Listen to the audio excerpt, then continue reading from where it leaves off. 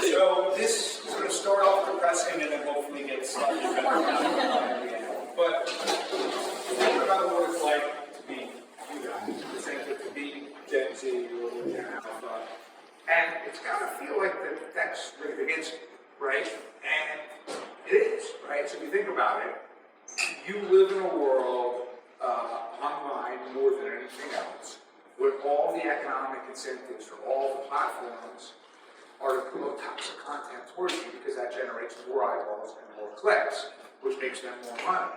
And because they can't be sued by you for anything that's on there, there's no accountability, there's no risk at all. They just run away with it, and all you're being fed is negative stuff. So that's why, like, Instagram has so, it goes like coffee themselves, or eating disorders, or whatever it is, right? I don't think it's really familiar with this. And so, one is the law is designed basically to force this type of content on you guys, and no one who's in power wants to change that because YouTube and Facebook and Twitter, whatever it is, like, they make money. System, they're not looking to change it. So that's one, the whole economic system of the internet's against, right?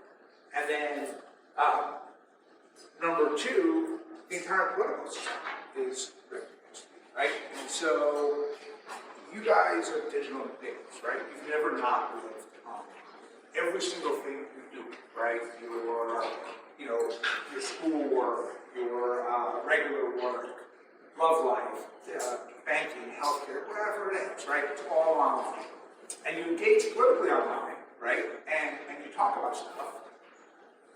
But the analog version of it is finding a random voting place on a random Tuesday to vote in an election for two people that you've never heard of, where your views probably nothing's going to change anyway, so why even bother, right?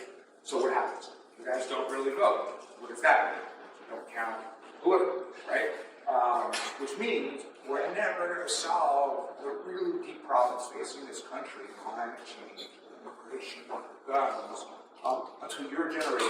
It has, even across party lines, really consistent view on this stuff, come together and actually get things done. And so to that end, and this is kind of why I'm getting involved in all of this, I spent the first part of my career working in government politics, city government, state government, federal government. I saw it from every angle and concluded one thing.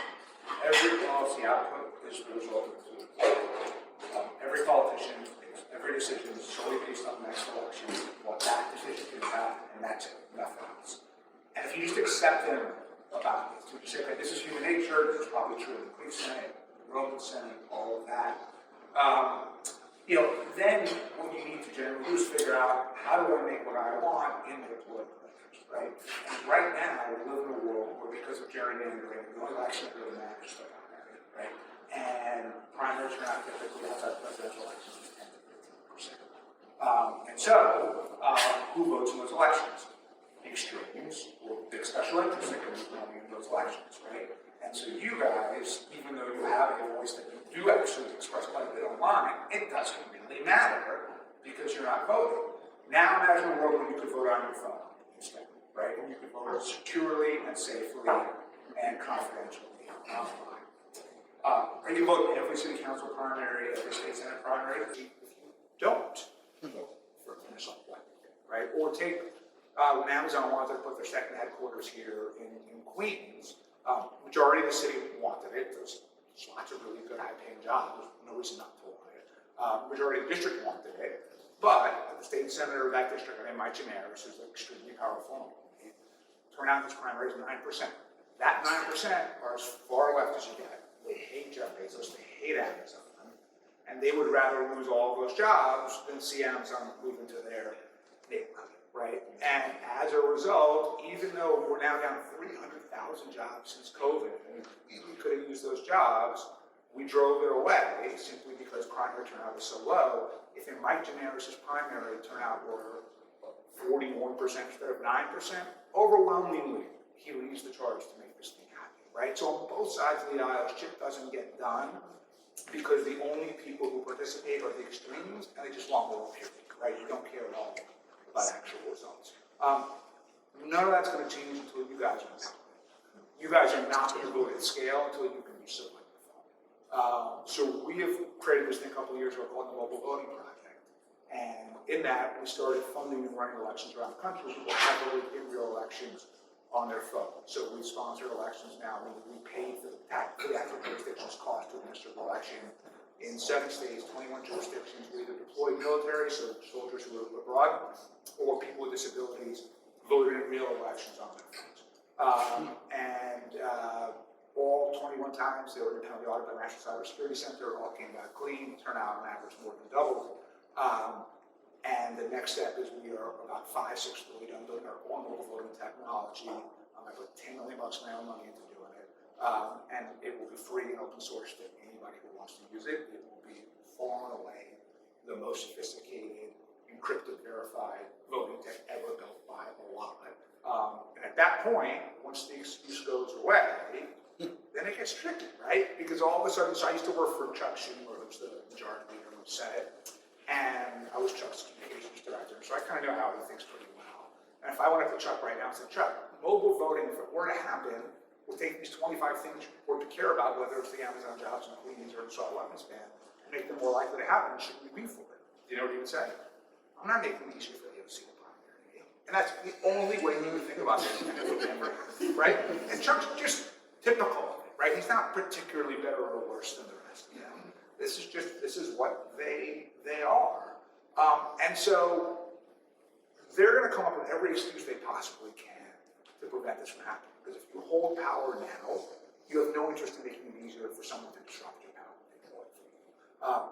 Which means the only way mobile voting is ever going to happen is if Gen Z and Gen Alpha lead the charge, we build a movement, we have our own Arab Spring here in the US, and we force the change, just like we've seen other movements like same-sex marriage do.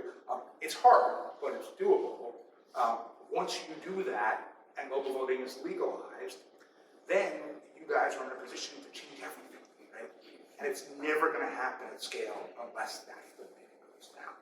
And so for me, the connectivity between all of the ways that you guys are just getting fucked by the current system, right? Whether it's, you know, all the economic and legal incentives that make the internet as toxic as possible and make you feel as bad about yourself as possible, or election system that's basically designed to exclude you from the process.